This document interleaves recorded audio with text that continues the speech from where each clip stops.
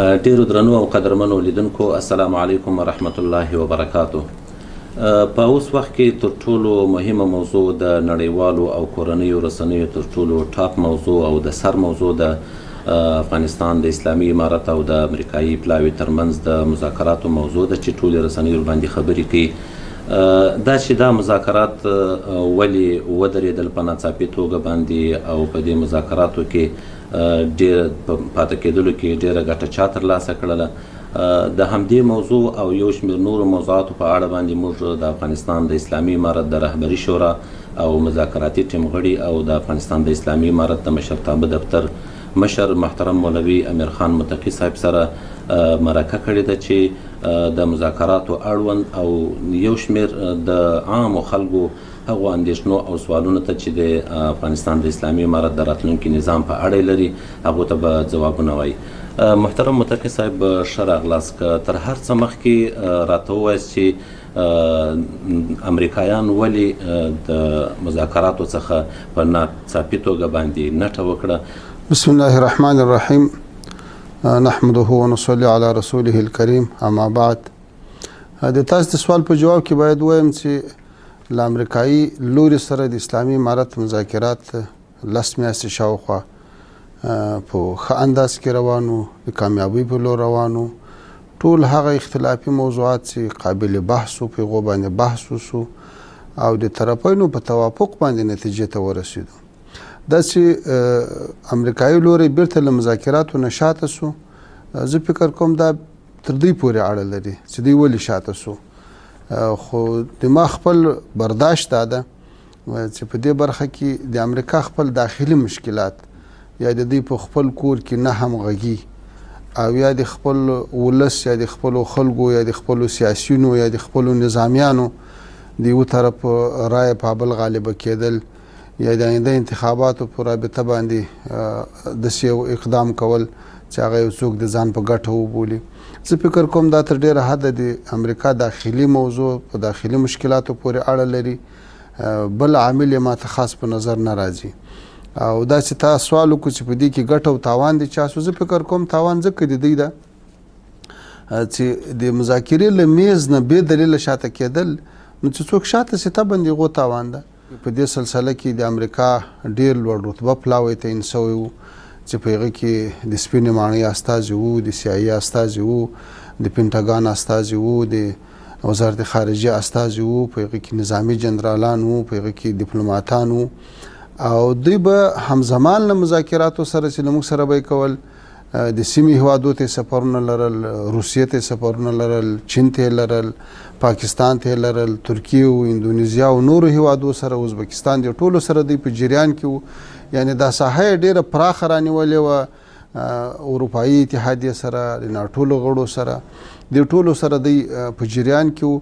یعنی له دې ټول پراخ بهیر نه شاته کېدل او بیا دې ټولو ته بیا وروسته قناعت ورکول، زه فکر کوم دا به امریکا ته مشکل وي.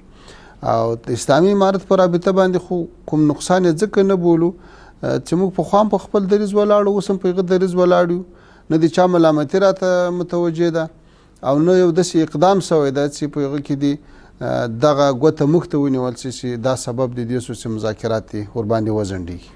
هغه مهال د امریکا ولسمشر ډونالډ ټرمپ د یو ټویټ له لارې وویل چې په افغانستان کې په کابل کې حمله وسو، هلته د دې یو عسکر ووژل سو او دغه سبب یې د مذاکراتو د درولو او همدغسې دغه ملاقات د ځنډ سبب وباله.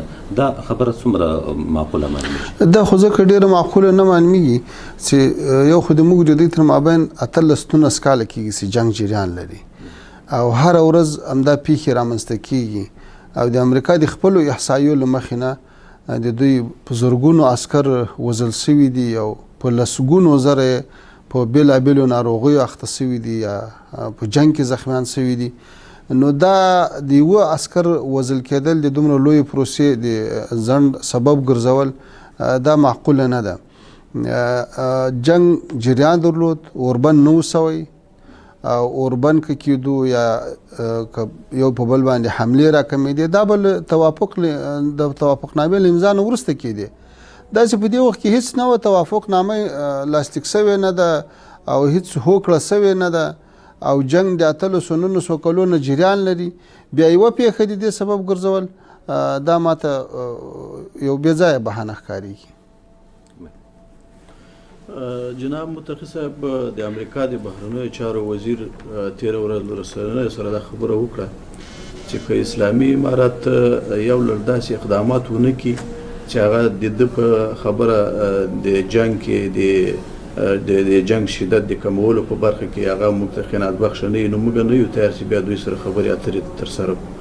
آیا اسلامي امارت تیار ده چې په جنګ او خپلو حملو کې هغه شدت دغه کم کړي یا بیخي لرې کړي، او یا مثلا داسې نور څه اقدامات وکړي چې هغه د اسلامي امارت په موقف کې په تنزل باندې ونمول شي؟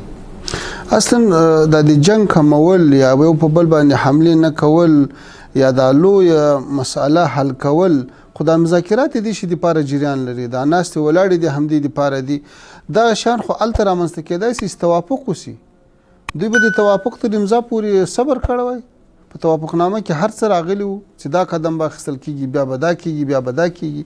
په هغه سره تاوتریخوالی هم راکمېدو، ځکه امریکایي ځواکونه او ټول خارجي ځواکونه له افغانستانه وتل، هغوی خپلې اډې راټولولې، هغه د جنګ یو لوی اړخ و، له دې سره خود به خود جنګ راکمېدو. همداسې د دوی د وتلو په وخت کې اسلامي امارت په دوی باندې حملې نه کولې، نو دا خپله د دې سبب ګرځېدو چې جنګ باید راکم سوی وای. او تر دې مخته د جنگ د کمېدو یا د اوربندې کولو چې نه توافق سوی وي، نه کوم په مابینځ کې یو غټ اعتماد موجود وي، دا خو داسې یو غوښتنه ده چې معقوله نه ده. هر څه که کېږي هغه باید په توافقنامه کې ځای شي، د هغه له مخه باید عمل وشي. په دې کې کوم شک نشته متقي صاحب چې کله د توافقنامې لاسلیک ته ډېرې لنډې شپې پاتې وي، په کابل او د هېواد په نورو یو شمېر سیمو کې ولایتونو کې د اسلامي امارت له لورې نه ډېر پراخ بریدونه ترسره شول د رسنیو په بنیاد باندې چې په دې کې په کابل ښار کې ملکي خلک هم ووژل شول. دغه خو به کوم لامل نه وي چې دغه مذاکرات امریکایانو ته یو پلمه په لاس ورغله او دا مذاکرات یې شاته کړل؟ ګوره وایي که بهانې کوي بانې ډېرې دي او که یارۍ کوي لارې تېرې دي. و دا جنګ اوربند نه و سوی، توافقنامه نه و امضا سوې. له 800 کلو د جنګ دوام و. جنګ طبعا کله لږ شدت پیدا کړي، کله بیا لږ وروسي، کله بیا شدت پکې راسي. نو دا هیڅکله د دې دلیل نشي کېدی. او بل دا د چې دوی د کوم دلیل له مخې نه دا مذاکرات وځنډول، آیا اوس دوی هغه هدف ترلاسه کړی؟ اوس د امریکایانو مرګ زوبله درېدلې ده؟ اوس په افغانستان کې کوم جنګ راکم سوی ده؟ نو خو دوی باید داسې اقدام کړی وای چې په هغه باندې جنګ راکم سوی وای. دوی خو نور هم د جنګ د شدت خبره وکړه او خپل بار اعلانونه وکړو چې موږ دومره طالبان شهیدان کړي دي او 1000 قسم شهیدان کړي دي او 2000 شهیدان کړي دي او دومره حملې کړي دي او دومره فشار وارد کړی ده. نو دا خو د هغه سبب نه ګرځي چې کوم دلیل دوی وړاندې کوي. دوی خو د دې لپاره مذاکرات وځنډول چې ولې یو کس مړ شو او دغه په جواب کې بیا نور تاوتریخوالي ته وده ورکړه. نو دا خبره بې ځایه خبره ده او د دې دلیل نشي کېدای چې مذاکرات ورباندې وځنډېږي. متقي صاحب دا خبره خو به واقعیت وي چې تاسې د ولسمشر ټرمپ لخوا کم ډیویډ ته دعوت سوي واست. تر مذاکرات او تر توافقنامې مخکې د هغې تر توافقنامې تر لاسلیک مخکې تاسې ولې کم ډیویډ ته نه ورتللاست؟ علت یې څه و که راته ووایاست؟ او که دا هم راته ووایاست که چیرې دا مذاکرات بیرته له سره پیل کېږي له صفري نقطې څخه بیا پیل کوي او که له هغه ځای نه چې مخکې تر کومه ځای رسېدلي وو؟ بلې د امریکا لخوا خو د اسلامي امارت مسؤلینو ته دعوت ورکړل سوی چې هغوی امریکا ته سفر وکړي. د اسلامي امارت دلیل دا و چې موږ تاسې په توافقنامه باندې کار کړی ده او 18 کاله جنګ تیر سوی ده. هسې هم د دوو دښمنانو تر مابین چې جنګ یې سره کړی چې تر څو یې توافق نه وي سره کړی، سوله یې نه وي کړې، تر هغه وخته پورې یو د بل کور ته نه ورځي. نو توافقنامه به امضا سي، بیا به د اسلامي امارت پلاوی امریکا ته سفر وکړي. د توافقنامې په امضا سره به ډېر تشویشونه هم راکم سي، د ولسونو قناعت به هم حاصل سي، اطمینان به هم زیات سي، بیا به دا سفر ښه مثمر وي. که بیا هم دغه مذاکرات یو مخ ناکامه سي یا بیرته پیل نه سي، ډېر زیان به چا کړی که مشخصا راته ووایاست؟ تا د مخکې دا پوښتنه وکړه چې دا مذاکرات به بیا له کومه ځایه شروع کېږي. مذاکراتو باندې خواري ختلې ده، په هغوی کې په ډېرو مسایلو باندې توافق سوی ده، په ډېرو مسایلو کې موږ نتیجې ته رسېدلي یو. نو شاته تګ په هیڅ صورت په کار نه ده. له هماغه ځای نه به شروع کېږي چې چېرته رسېدلي یو او دا چې دې کې تاوان چا وکړو زه فکر کوم موږ په ځکه تاوان نه یې کړی چې موږ خو په دې مذاکراتو سره کوم داسې تاوان نه ده زغملی، نه الحمدلله په سب کې کومه بې اعتمادي رامنځته شوې ده، کومه دوه نظري یا درې نظري رامنځته شوې ده چې څوک دې په یوه نظري څوک دې په بل نظري، نه هغه جهادي صفوف د یوې ورځې دپاره یا د یوه ساعت دپاره له فعالیت لوېدلي دي. موږ خو هر څه په خپل ځای دي او دریځ هم په خپل ځای ده. 20 کاله مخته هم دا خبره کوله په هغه وخت کې چې امریکایي پلاوي به کله راتلو یا به ورسره کېناستو چې موږ دریځ دا ده چې د مفاهمې او د تفاهم له لارې مسایل حل شي. نن هم هغه دریځ ده.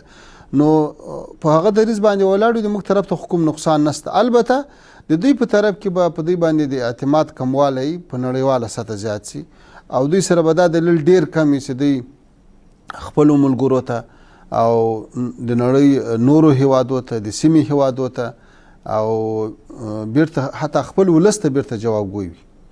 بلې تاسې لکه څرنګه چې لیدل کېږي د مذاکراتو د بیرته پیلېدلو دپاره کېدای شي تاسې هم طبي خبره ده هڅې شروع کړي وي په دې وروستۍ کې ځینو هیوادو ته لکه مسکو ته او ایران ته او کېدای شي نور هیوادونو ته هم سفرونه په پلان کې وي، سفرونه هم پیل کړي دي. دغه رقم لیدنې کتنې او دا سفرونه څومره تاثیرګزار کېدلی سي د مذاکراتو په بیا پیل باندې؟ اصلا دا سفرونه خو د موږ د هغو اړیکو په بنا ده چې موږ د سیمې له هیوادو سره او بیا د نړۍ له هیوادو سره لرو یا یې پسې رغوو او پسې پراخوو یې. دا خو هغه د موږ د ډیپلوماسۍ یوه برخه ده او د سیاسي دفتر په مسؤلیتو کې راځي او همدارنګه دا هم یو واقعیت چې د مذاکراتو ځنډ هم یوه لویه خبره ده. موږ غواړو چې په دې کې هغه کوم استدلال چې موږ لرو یا څه حقایق چې دي هغه له هیوادونو سره شریک کړو او هغوی په دې پوه شي چې په دې کار کې ملامت څوک دی او سلامت څوک دی. متقي صاحب د اسلامي امارت مذاکراتي پلاوي مذاکراتي ټیم له امریکایي لوري سره شاوخوا 9 پړاوه خبرې وکړلې، ډېر اوږده مرحله یې طی کړله. د نړۍ او د افغانانو دغه جریانونه ډېر د پام وړ د تایید وړ وګرځېدل او ډېر امیدونه یې وو په دې اړه. خو یوه اندېښنه او پوښتنه دا ده چې اسلامي امارت ولې د کابل رژیم سره په دغه یو پړاو کې هم حاضر نسول چې له هغو سره په مستقیم یا غیر مستقیم ډول خبرې وکړي؟ آیا اسلامي امارت که رښتیا هم غواړي چې په افغانستان کې سوله او امن راسي نو د کابل رژیم خو هم په جنګونو کې لړلی ده، دخیل ده، ولې تیار نسو یا ولې نه تیاریږي اسلامي امارت د کابل رژیم سره خبرې وکړي؟ اول خو باید وایم چې د کابل اوسنۍ اداره او چې کومه په کابل کې په اقتدار کې ده که تر دې مخته وه که 18 کاله مخته په قدرت کې نول شوې ده نو دا هغه وخت رامنځته شوې ده چې تر هغه ډېر وړاندې د اسلامي امارت او د امریکا تر مابین جګړه شروع شوې وه. امریکا په افغانستان یرغل کړی و، د اسلامي امارت په ضد یې جګړه شروع کړې وه. په هغه وخت کې د کابل د اوسنۍ ادارې نوم هم نه و، دا چارواکي هم په صحنه کې نه و. له هغه بعد دا اداره جوړه شوه. نو جنگ اول امریکا شروع کړی د اول باید مثلا له امریکا سره حل شي وه. بل دا د افغانستان د مسلې دوه اړخونه دي، یو خارجي بعد ده یو داخلي. د موږ همیشه ټینګار په دې وي چې خارجي بعد باید لومړی حل شي چې داخلي ته لار هواره شي. او درېیمه خبره دا ده چې تاسې پوهیږئ چې کله څوک چا سره مذاکرات کوي نو له داسې اړخ سره باید مذاکرات وشي چې هغه د کړنو د پرېکړو اختیارات ولري، هغوی عمل وکړی شي. نو د موږ برداشت دا ده چې د کابل اداره هغه واک نه لري چې په هغو باندې بیا د عمل وکړی شي. موږ تاسې ولیدل د کابل ادارې په راس کې پخوا حمید کرزی و، هغه به بار چغې کړې چې دا بمبار دی په ملکي خلکو نه کیږي، حتی کله به یې اوښکې هم توی کړې او هغه د دوی په نسبت باندې د افغانستان منلی رئیس جمهور و، بلکې انتخابي رئیس جمهور یې باله. خو د هغه خبره ګوره یو بمبار یو بم یې په وینا باندې نه بندېدو، یو بمبار نه بندېدو. او همدارنګه بیا په دې اوس وخت کې ګورئ حکمتیار صاحب سره له ملګرو له دې اوسنۍ ادارې سره توافق وکړو او کابل ته ورغی، له هر څه نه ورته تیر سو. خو هغه وړې ژمنې چې ورسره کړې وې هغه یې عملي نه کړې. خپل حکمتیار صاحب په دې اعتراف کوي چې له ما سره په کړیو ژمنو باندې وفا نه ده شوې. نو یو خدای اختیار نه لري دومه خبره دا ده اوسنۍ کومه اداره چې په کابل باندې مسلطه ده دا اصلا موږ په رسمیت نه پیژنو. دا صحیح ده، د موږ دریځ ډیر واضح ده چې دا هم د افغانستان د موضوع یو جهت ده. نو په افغاني جهت کې دا یو جهت ده. موږ کله بین الافغاني مذاکراتو ته داخلي وو او دغه توافق مو کړی ده، نو په هغې کې به یو جهت د کابل د ادارې مې څوک راتلای شي. لکه تاسې ولیدل د ماسکو کانفرنس ته رالو، د دوحې کانفرنس ته رالو، همداسې مختلفو مناسباتو باندې چې ناستې سوي دي، دوی ګډون پکې کړی، خو د حکومت په نمایندګي نه، د یو جهت په حیث باندې، د یو شخصیت په حیث باندې بیا هم همداسې کولی شي. او د افغانستان مختلفو خلک دي، قوتونه دي، سیاسیون دي، هغوی ټول باید پر روانو جریاناتو کې برخوالي او په هغې کې یو جهت کابل اداره هم کیدای شي، خو د حکومت په حیث نه. بلې لکه څرنګه چې تاسې وویل چې تمه ده چې دا مذاکرات بېرته باید پیل شي او په ګټه ده چې پیل شي.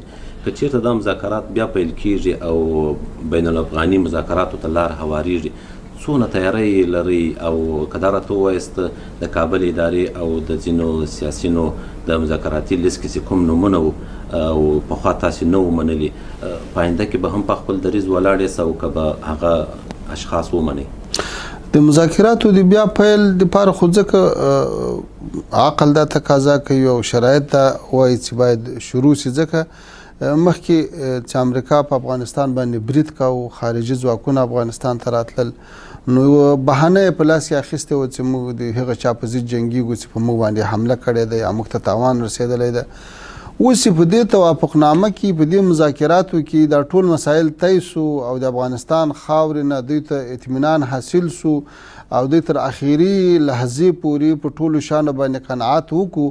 نو اوس که دوی بیا جنګ ته دوام ورکوي، هېڅ دلیل به نه لري، هیڅ استدلال به نه وي ورسره، نه نړیوال قناعت ورسره کوي، نه خپل ولس قناعت ورسره کوي، نه په افغانانو کې داسې ذهنیت به پیدا کېږي له غلام ذهنیت هماسې وه چې هغه د دې ته په دې قناعت وکړي چې دا جنګ نو د څه دپاره، تا خو راغلی وې چې ما ته خطر د خطر اطمینان دې حاصل کړو، توافق دې وکړو، ټول مسایل دې په خپله خوښه د خپل قوي ټیم په توسط باندې ومنل، نو بیا چې ته جنګ کوې د کوم دلیل له مخې. دومره خبره دا ده چې دا یو خبره به کېدله چې له داخلي لوري سره ولې اسلامي امارت مذاکرات نه کوي. په دې توافقنامه کې واضح راغلی و چې د همدې روانې میاشتې په 23 تاریخ به بین الافغاني مذاکرات شروع کېږي، هغه دلیل هم ختم سو. نو مذاکراتو د نه شروع کېدو یا د ځنډېدو دپاره هېڅ دلیل نور پاته نه ده. پاته سو دا چې د افغاني لوري نه به څرنګه کسان په دې دغه کې وي. زموږ خو مطلب دا ده چې د موضوع ته د حل لاره راوباسو او په دې کې داسې پرمختګ وشي چې هغه د افغانانو په ګټه وي، هغه نور دا مسله ورسره حل شي، په افغانستان کې امن راسي، اسلامي نظام راسي، اشغال پای ته ورسیږي. نو هغه طبعا هغه څوک په دې کې ښه رول لوبولی شي چې هغه دې ټکو ته ژمن وي، هغه واقعا سوله غواړي، هغه واقعا اسلامي نظام غواړي، هغه واقعا د افغانستان ګټې غواړي، هغه واقعا خپلو ملي منافعو ته ژمن وي، هغه د بل چا زیر اثر نه وي. نو موږ به کوشش دا وي چې هغه څوک په مذاکراتي وفدونو کې راسي چې هغوی دا مواصفات ولري. نور موږ کوم خاص شرطونه نه لرو. تاسې د خطر خبره وکړله، په دا موافقتنامه کې هم غالبا دا ټکی راغلی و چې افغانستان به د نورې نړۍ لپاره د خطر او ضرر ځمکه او ځای نه ګرځي. د نورو نسکلنې جګړې ته په کتو او دلته د نیمې نړۍ د پراخ استخباراتي حضور د شیسو او جالونو ته په کتو او هم دې ته په کتو چې تاسې د کابل ادارې سره هم کوم تماس نه لرئ، نو تاسې د امریکا او نورې دنیا ته څنګه اطمینان ورکولی شئ چې افغانستان به د خطر او ضرر ځمکه نه ګرځي په آینده کې؟ ګوره چې کله امریکایانو او خارجیانو په افغانستان تجاوز نه و کړی، په 95% خاوره کې بهترین امن او دا اوس کوم مقاومت روان ده، په دې کې ګورئ ولس ټول ولاړ ده او ټول ملت په اتفاق سره یو بل ته لاس ورکړی ده. د موږ دا یقین ده چې که چیرې خارجي قوتونه له افغانستان نه ووځي او دا توافقنامه نهایي سي او لاسلیک سي، بیا چې ولس له چا سره همکاري، بیا څوک پر دې لاسونه نشي راغځولی. چې ټول خارجي قوتونه ووځي او ټول افغانان لاس یو بل ته سره ورکړي او د خپلې خوښې یو قوي مرکزي اسلامي حکومت رامنځته سي، بیا څوک کولی شي په افغانستان کې لاس ووهي یا د افغانستان خاوره د چا په ضد استعمال کړي؟ متفق صاحب که بین الافغاني مذاکرات ترسره سي او په دې مذاکراتو کې هغه جهتونه چې له وخته د اقتدار او چوکیو او شوقیان دي که هغه د چوکیو یا د منصب پر ویش باندې راضي نسی او بیرته په سمتو کې په افغانستان په ولایتونو کې جګړه پیل سي د تجزیه مخه به څرنګه نیول کیږي او په داسې حال کې سي ډیر جهتونه اوس لا په کمین کې دي سي افغانستان تجزیه سي چې د جو بایدن او وروستي اظهارات یې ښه نوم نه کېدلی سي ګوره افغانستان ملت یو ویښ ملت ده، مسلمان ملت ده، متحد ملت ده او چې کله بیا اسلامي امارت په دومره قوت سره چې په بدخشان کې هم نظامی قوتونه لري، په فاریاب کې هم لري، په هرات کې هم لري، په کندهار او په ننګرهار او په پکتیا کې هم لري، نو دا یو افغان شموله یو ځواک ده او داسې یو ځواک په موجودیت کې بیا د تجزیه تصور نشي کېدای. اوس تاسې وګورئ افغانستان هغه پخوانی افغانستان نه ده چې خلکو نه سره پیژندل. نن په بدخشان کې په زرګونو ځوانان قرباني ورکوي په داسې حال کې چې نه د امارت مشران لیدلي دي او د امارت له دورې نه بعد په بدخشان کې پیدا سوي دي، راځوانان سوي دي، نن هلته مسلح جهاد کوي. ګوره دا یو فکر ده، یو نظریه ده، یو عقیده ده. همداسې د افغانستان په نورو ولایتو کې تاسې کې وګورئ په غور کې ډېرې پراخې سیمې فتح سوي دي او هغه اکثر هغو ځوانانو فتح کړي دي چې هغه اصلا له غوره د باندې وتلي نه دي، خو د اسلامي امارت تر بیرغ لاندې دا قرباني ورکوي. نو د افغانستان خلک په هیواد مین خلک دي، په دین مین خلک دي او د مرکزی نظام پلوي خلک دي، نو د تجزیه خطر نسته. البته ځینې خلک چې زور کوي هغوی د خارجي مرستو په مټ باندې یا د خارجانو د هڅونې په عمله داسې حرکات کوي. که دا توافق رامنځته سي او خارجانو هم په افغانستان کې د خپلو مداخلو خوند و مزه وڅکله، چندانې ګټه یې ونه کړه، نو ټول جهاتونو ښې تجربې وکړې، هم خارجانو او هم داخلیانو، هغو تجربو ته هغو دردونو کړاوونو ناخوالو ته په کتو سره چې هر چا وګالل، په آینده کې به انشاءالله دا تشویش نه وي. یعنی که بیا هم دا ستونزه رامنځته سي تاسې له جګړې څخه علاوه بل کوم اپشن لري یا بله طریقه شته مثلا د تفاهم له لارې تاسې دا مشکل حل کړي؟ په دې وروستیو کې په مسکو کې کنفرانس وسو، تاسې له ډېرو افغاني جهتونو سره او سیاسي جهتونو سره وکتل، څومره تمه لري چې دا ستونزه به نه رامنځته کېږي؟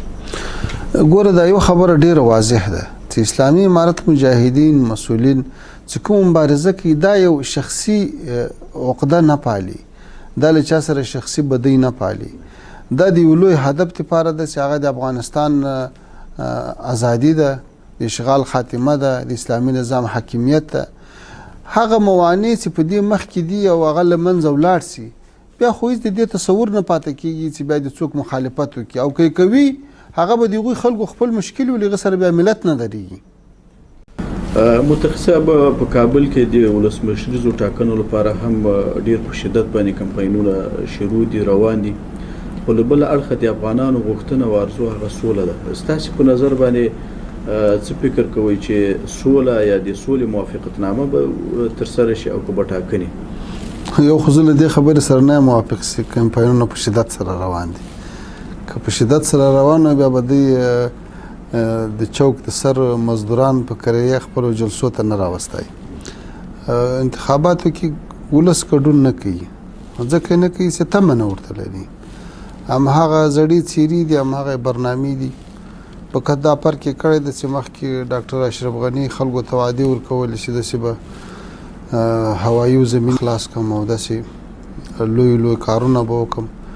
اوس بروز د کندهار خلکو ته علت دومره وعده ورکړه چې فلانۍ هدیره به درته جوړه کړم او فلانۍ قبر به درته جوړ کړم.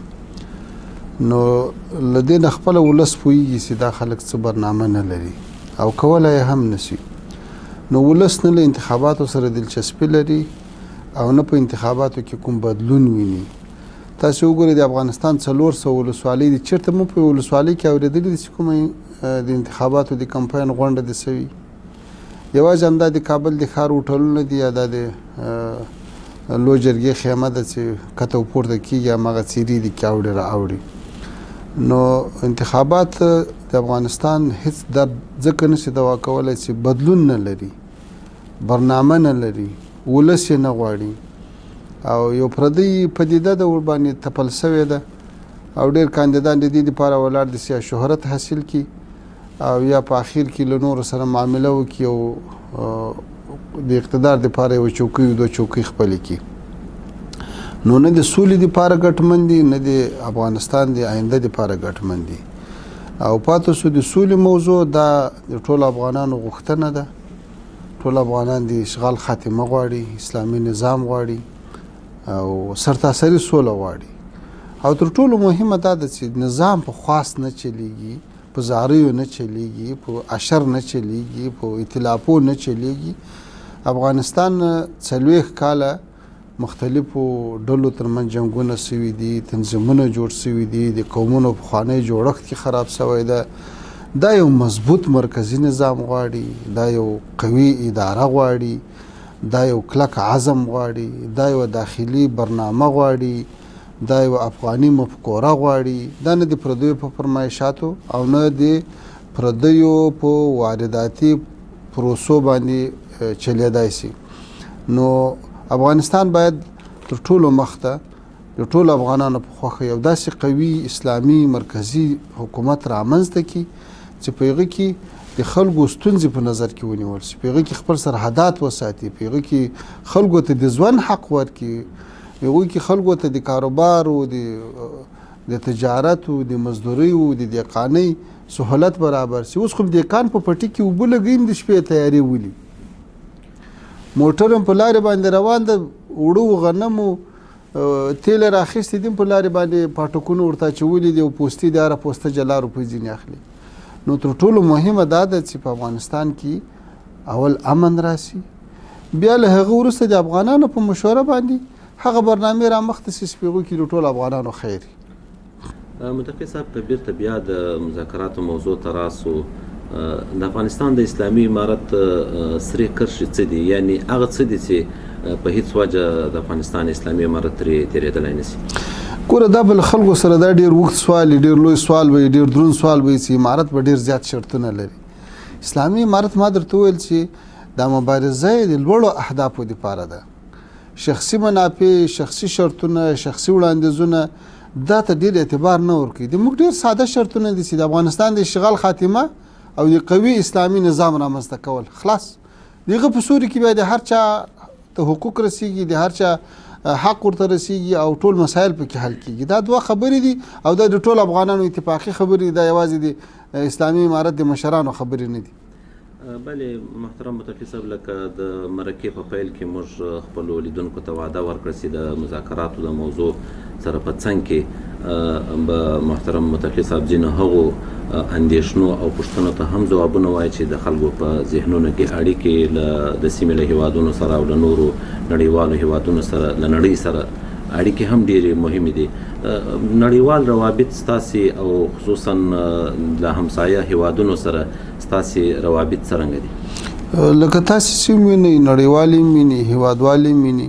په دې باره کې الحمدلله موږ ډېر پرمختګ کړی ده. موږ په دې پوهیږو چې د افغانستان دوه لوی موضوعات او اساسي مشکلات هغه دا دي چې هم د خارجي نړۍ د خارجي هیوادو د بهرنیو له شر نه افغانان محفوظ وي او داسې یو اقدام ونسي چې له یو چا سره دومره نزدېکت راسي چې هغه د نورو د بعد او د دښمنۍ سبب وګرځي، او هم په ولس کې د نن په داخل کې د نن اختلافات ختم شي.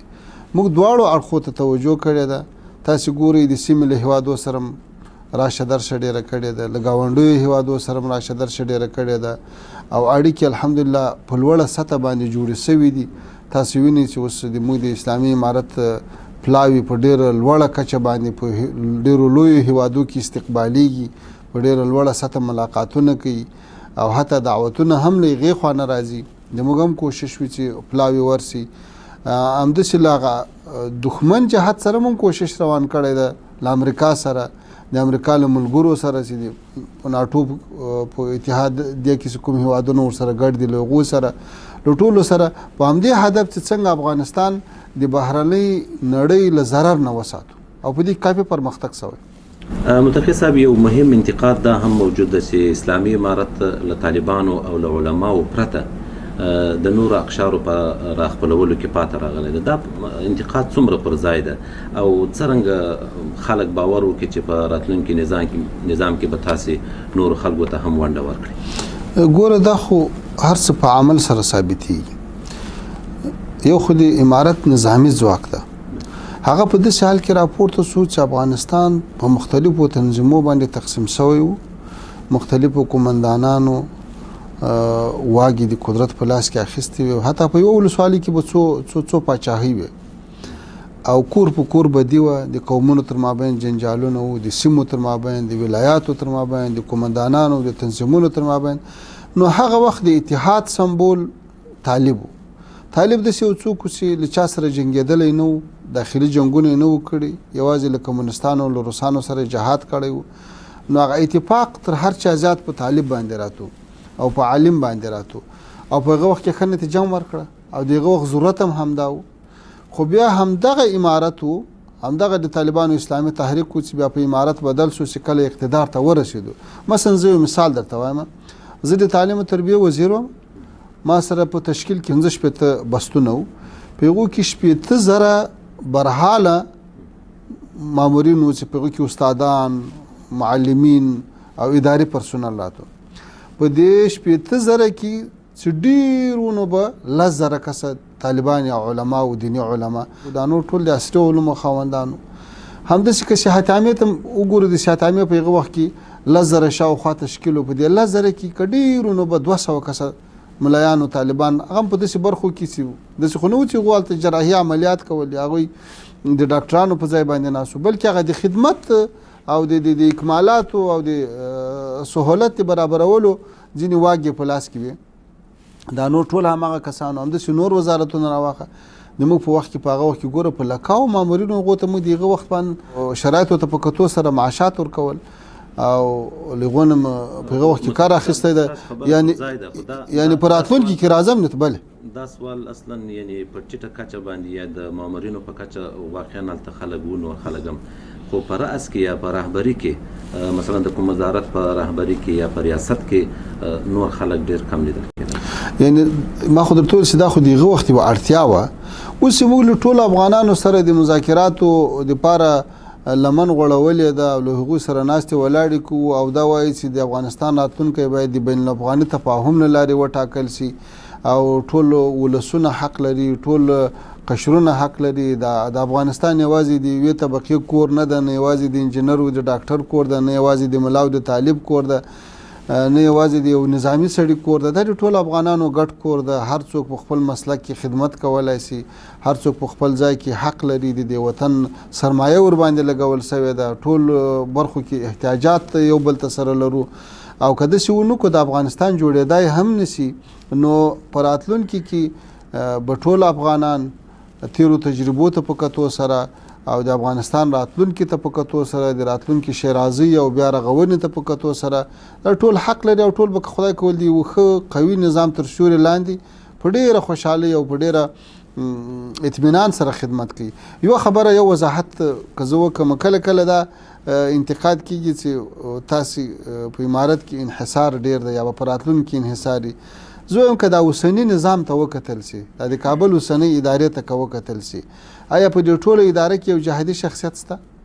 آیا د ټول افغانستان په سطح درانه علمي شخصیتونه شته؟ نشته. جهادي شخصیتونه نشته. تنظیمونه ټول شاته کړي، جهادي تنظیمونه. یوازې که یو تنظیم یا یوه ډله ته خاص اقتدار د خاصو مصالحو دپاره ورکړی وي، هغه به خپل مجبوریت وي. ورځ په ورځ د افغانستان ملي شخصیتونه شاته کوي، جهادي شخصیتونه شاته کوي، علمي او روحاني شخصیتونه شاته کوي. یعنې هیڅ داسې څوک اوس هم نه دي پرېښي. نو چې په دې اوسنۍ حالتو باندې خلکو قناعت کړی ده او بیا یې په راتلونکي کې نه کوي، دا خو به بیا د هغو بېانصافي وي چې تر دې به هم خوشحاله وي، هم به عزتمن وي. ته څه فکر کوې چې له خارج نه څوک راغلي وي، په خارج کې تربیه سوي وي یا خپله خارجان وي، هغه به د ما او د تا د یو جهادي رهبر، د یو سپین ږیري، د یو جهادي قمندان چې چا قربانۍ ورکړې وي، د یو علمي شخصیت، د یو روحاني شخصیت، د یو قومي شخصیت ښه قدر ولري.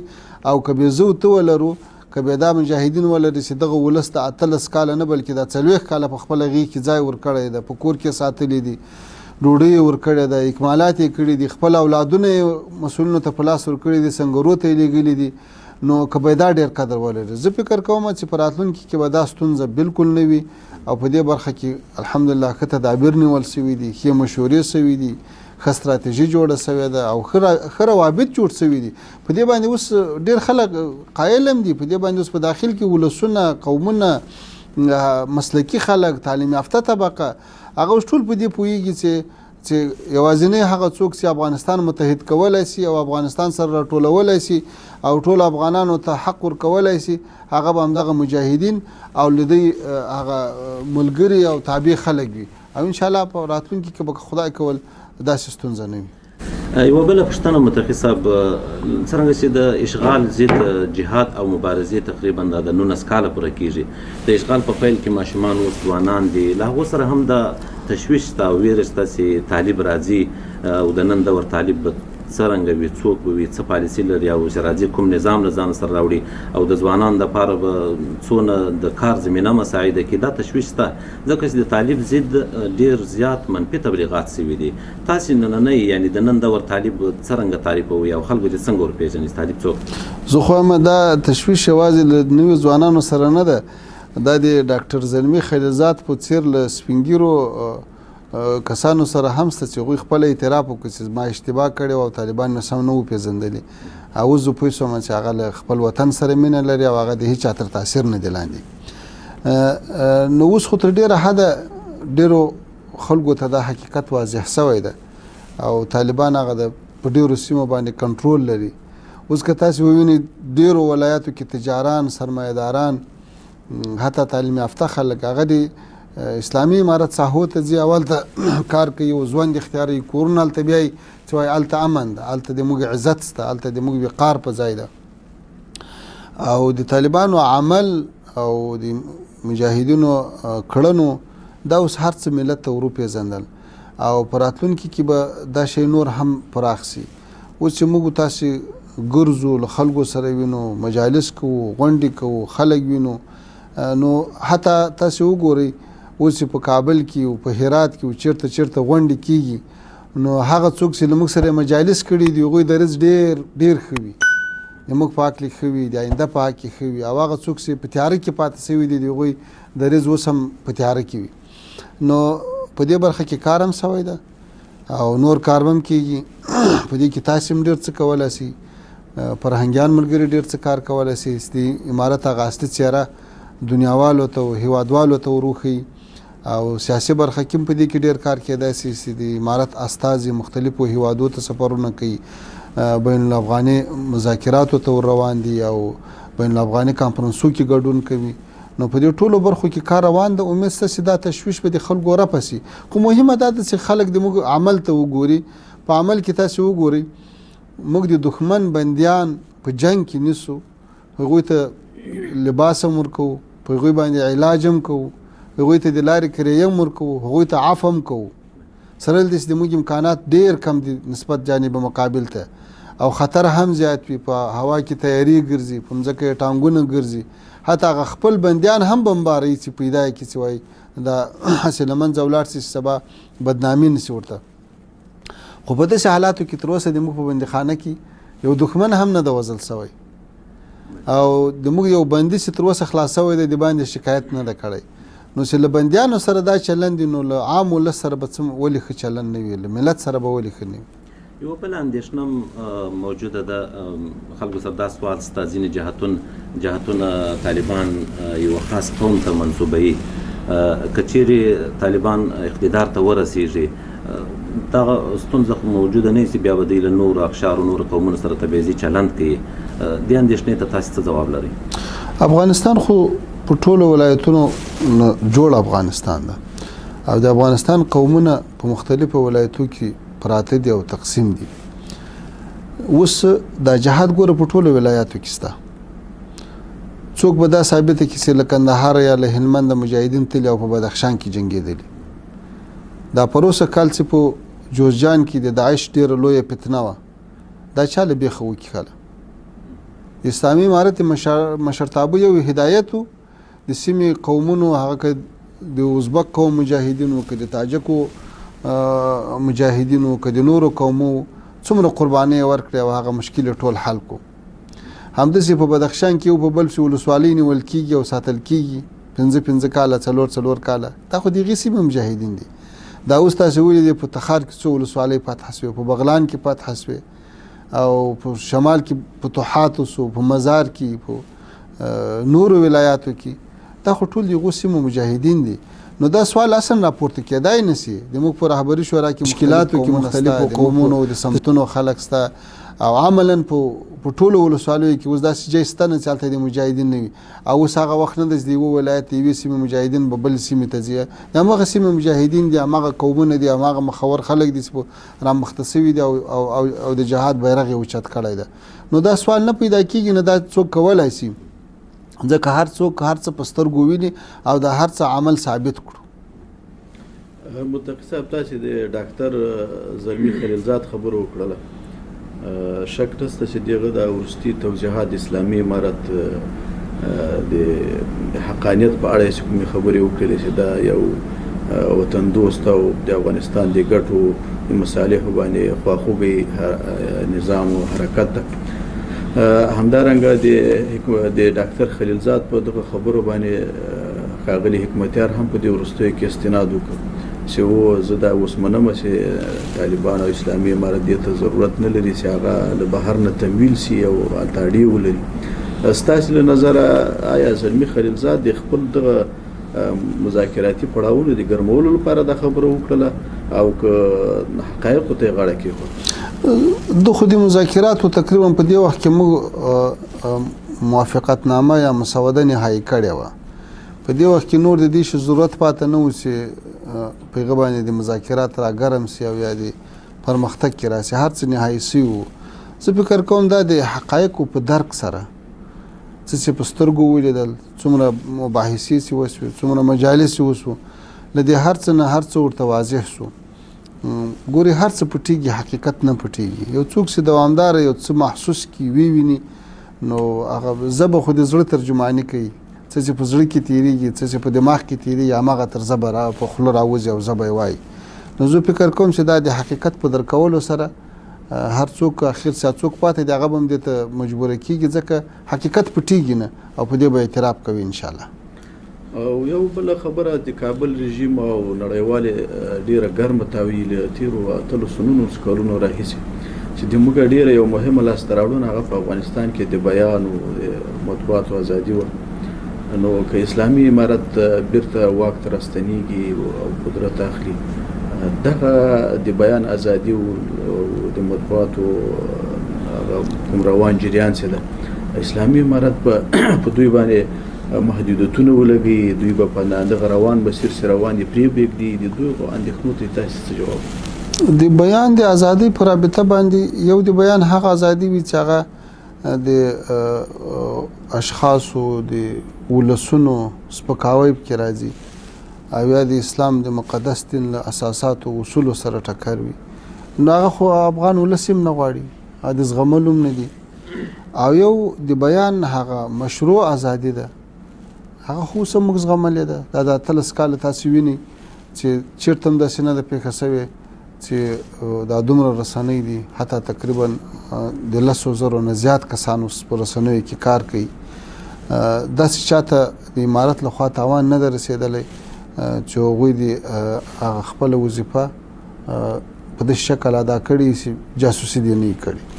او یو هغه څوک چې هغوی اصل کې رسنۍ دي نه، هغه استخباراتي شبکې دي، هغه د هغوی خپل مشکل ده. او پاتې شو د بیان هغه ازادي چې د اسلام مقدس دین ورته اجازه ورکړي، دغه سره اسلامي امارت مشکل نه لري. بیان د ازادي خبره راغله. ځینې لیکوالان او تاریخ لیکونکي په خپلو معلوماتو کې دا لیکي چې د طالبانو اسلامي غورځنګ په پاکستان کې ایجاد سو. حتی د حزب اسلامي ګوند مشر حکمتیار څو ورځې وړاندې په خپله مصاحبه کې وویل چې د طالبانو تحریک په کوټه کې ایجاد سو او له هغه ځایه پر نور افغانستان سلطه پیدا کړه. اصلي واقعیت څه ده که دا راته روښانه کړي؟ ګوره، هر څوک چې دا خبرې کوي یا به یې له ضده کوي او یا به یې معلومات کمي.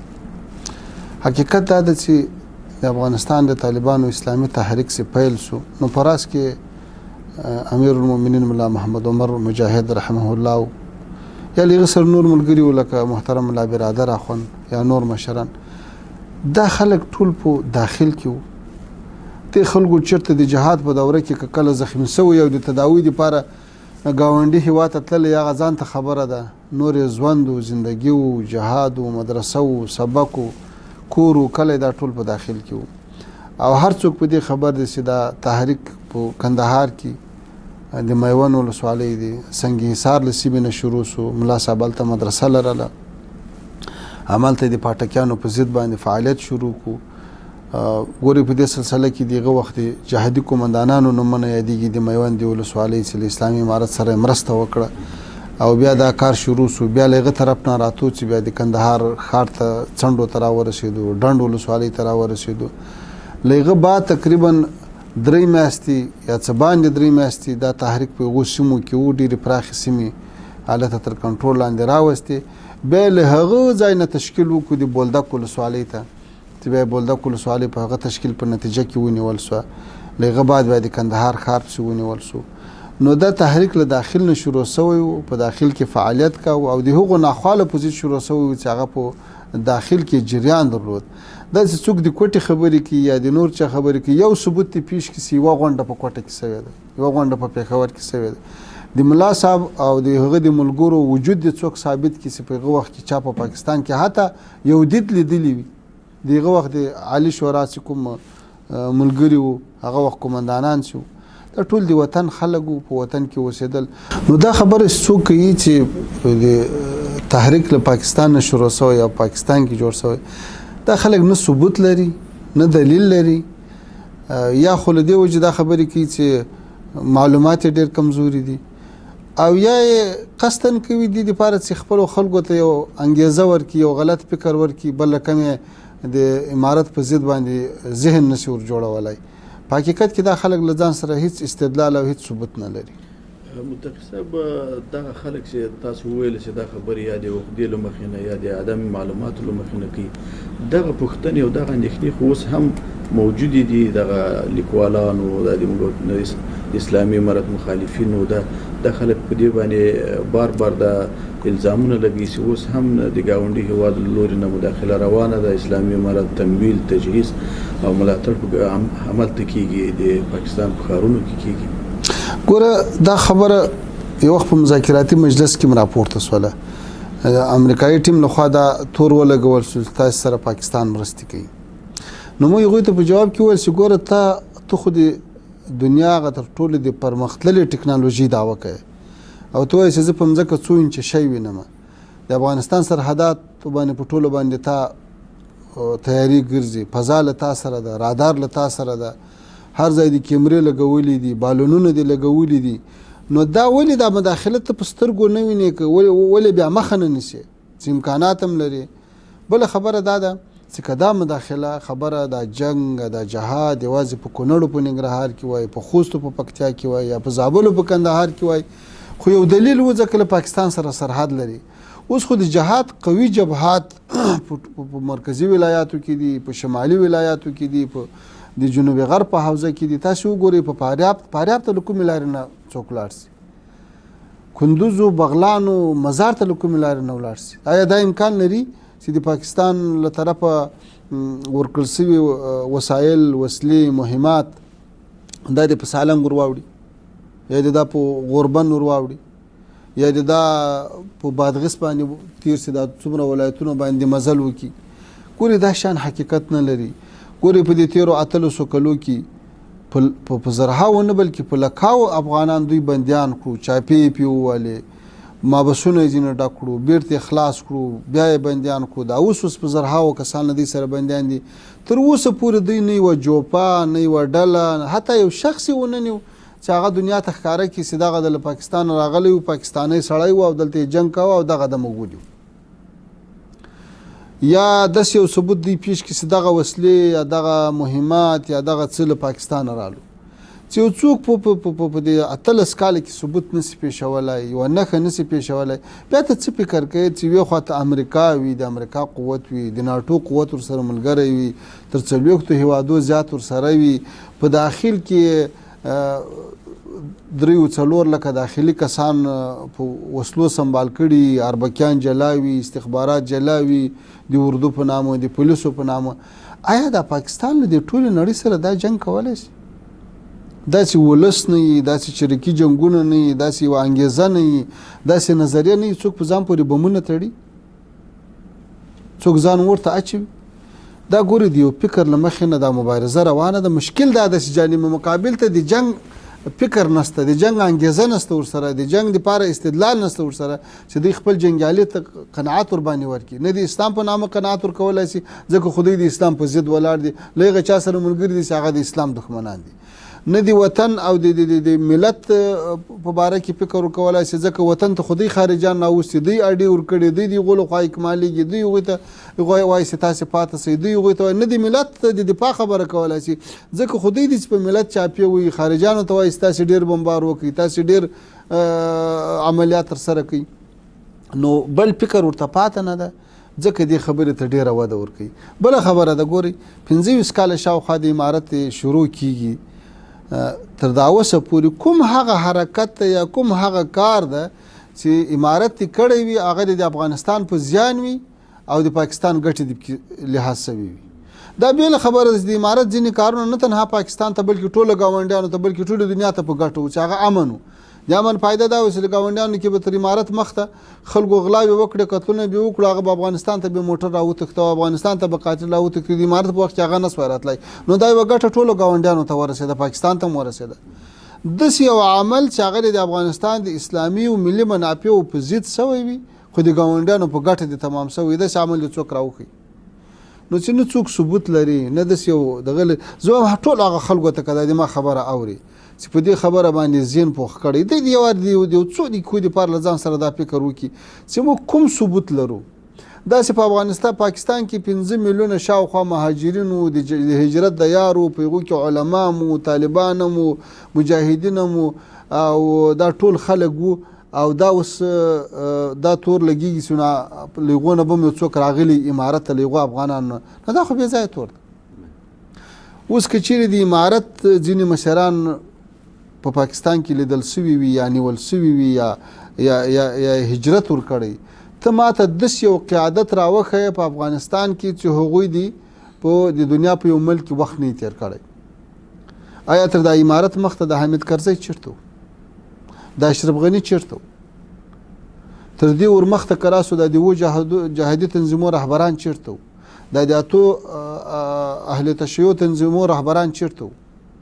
دا اوس څوک په اقتدار کې دی دا چیرته و؟ داسې یو څوک شته چې هغه د په یو ملک نه په یو ملک کې پناه نه اخیستې ځکه افغانستان اشغال شوی و، افغانستان ته کمونیزم راغلی و، روسان راغلي و، خلک ژوندي تر بلډوزرو لاندې کېدل، خلک خپل ساه اخیستي وو، هغه طبعا نورو هیوادو ته مهاجر کېدل. دا اوس د اسلامي امارت کې داسې خلک جنګېږي د دنیا په مختلفو هیوادو کې اوسي، افغانان د هجرتونه یې کړي دي خو له موږ تاسو سره همکار دي، د امارت سره همکار دي، راځي په جهاد کې ونډه اخلي. اوس که یو څوک له برطانیې نه راغلی وي، له امریکې نه راغلی، له پاکستان نه راغلی، له ایران نه راغلی او وي افغان او دلته د موږ ملګری وي، نو د دې معنا خو دا نه شو چې دا یې غوره لېږلی. نو دا هسې یو داسې یو خبره ده چې نه معقوله ده، نه مشروع ده او نه کوم سند څوک لري. بلې د افغانستان د اسلامي امارت د رهبري شورا او مذاکراتي ټیم غړي ډیر محترم مولوي امیر خان متقي صاحب دا چې له ډیرو مصروفیتونو سره سره مو بیا هم په ډیره حوصله زموږ سوالونو ته ځواب ووایو، ستاسو څخه یو جهان مننه کوو. له تاسو نه مننه کوو، الله تعالی دې تاسو خدمتونه قبول کړي. واقعا تاسو هم په دې لاره کې نه ستړي کېدونکي خدمتونه کړي او کوئ. الله تعالی دې تاسو په ټولو خدمتو او سعیو کې برکت واچوي او یقیني مو خو په تاسو غوندې ځوانانو باندې ویاړو. الله تعالی موفق لره.